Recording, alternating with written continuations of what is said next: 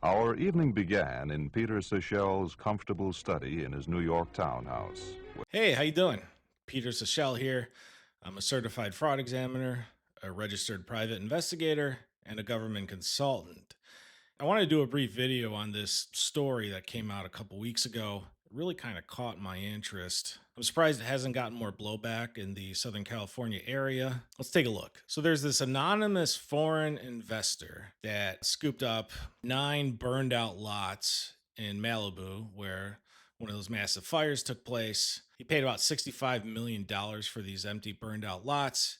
And according to this story and the other one we're going to check out, he plans on obviously building properties there and then reselling them to super wealthy people, which is all well and good. By the way, this story is in LA Magazine. That's where I first saw it. It's by Michele McPhee.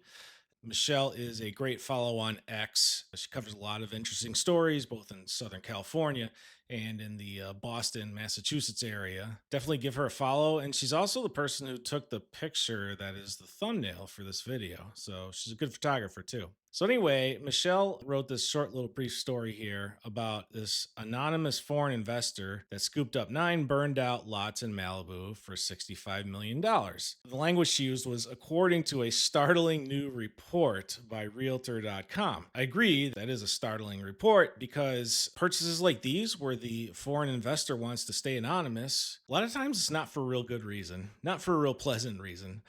This person could be hiding their identity for a totally legit reason. Maybe they just love their privacy. But it's also a red flag for real estate based money laundering. Unfortunately, real estate money laundering here in this country has been a problem for many years. Who are the types of people that usually like to do real estate money laundering in the US to move their dirty money through the system and separate it from themselves or the original crime or corrupt activity they committed? Well, let's see. A lot of times it's foreign dictators or their family members, foreign corrupt officials who got a hold of a bunch of money that they shouldn't have. Maybe they raided the treasury of their own country or they ran some kind of scam. And then on the worst end of the scale, even worse, is human traffickers, drug traffickers, sex traffickers. But like I said, we don't know the full details here, so could be for a legitimate reason. The story here in Los Angeles Magazine, apparently it's based on this report on Realtor.com, which is a little more peppy, like cheerleady.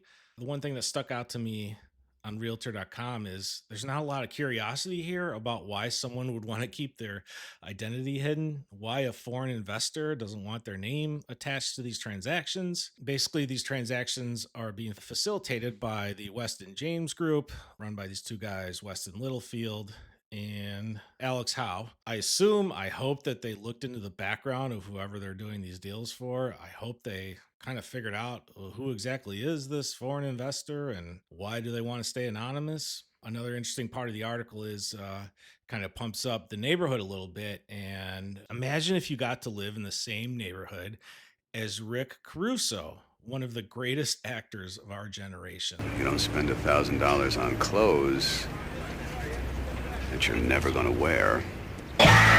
The acting range on Rick Caruso is just unmatched. Those odds are very slim, aren't they? So the question becomes, Alex, was the mob sent to draw us to the crime scene or sent to destroy it? He really comes across as believable in his roles. They call it speed dating. Only our victim had 15 dates. Well, you know what they say, Frank. Speed kills. Candy Spelling lives in that neighborhood. I have no idea who that is. I guess, or she's probably related to Tori Spelling, the Beverly Hills 90210 girl. Paris Hilton, of course. It would be such an honor to live in the same neighborhood as her because Paris has a really inspiring story. She came from nothing, right? She came from nothing, and then she worked so hard all her life to build up this fortune that she has. The other thing that stuck out to me about these transactions is the timing of them, because the Financial Crimes Enforcement Network, which is a small division under Treasury, I've done some work with them before. In December 2025, this coming December, there's going to be a residential real estate rule going into effect that basically requires real estate professionals, insurance agents, title people, whatever, certain parties that are involved in real estate transactions where the property is paid for in outright cash, they have to report the beneficial owner, the ultimate beneficial owner of those properties to the government. I know that probably you're thinking, well, what if I get bored sometime and I want lots of excitement? And so I want to go to that FinCEN website and read more about the residential real estate rule. Well, I'm glad you asked. I'll go ahead and put the link in the description for this video, okay? Like I said earlier, there are many legitimate reasons for, legal entities and trusts or non-people on paper to own residential real estate, but it's also a favored method of illicit actors because they can avoid scrutiny from financial institutions, governments, law enforcement, and they can avoid being reported under the Bank Secrecy Act. BSA, we can get into that in another video if you're really interested in money laundering issues. If you think money laundering stuff is interesting, let me know in the comments. If you think it's boring, go ahead and give me a nice beating in the comments and tell me to get lost. The reason I said the timing of this is interesting is I can't help but wonder if these guys at the Weston James Group, Alex Howe and Weston Littlefield, are aware of this new rule that is going into effect this coming December. So they helped their anonymous foreign investor get the deal done before that rule goes into effect, because I don't think the rule is retroactive, but I could be wrong. So the timing of that is interesting. I hope that more information comes out about who this person is. Probably won't, but just wanted to do a brief video on this as far as why I geek out on this kind of stuff. Because I'll tell you, when when an anonymous foreigner wants to buy huge plots of land in very expensive areas in the U.S. and they don't want their identity to be known, that can be a red flag.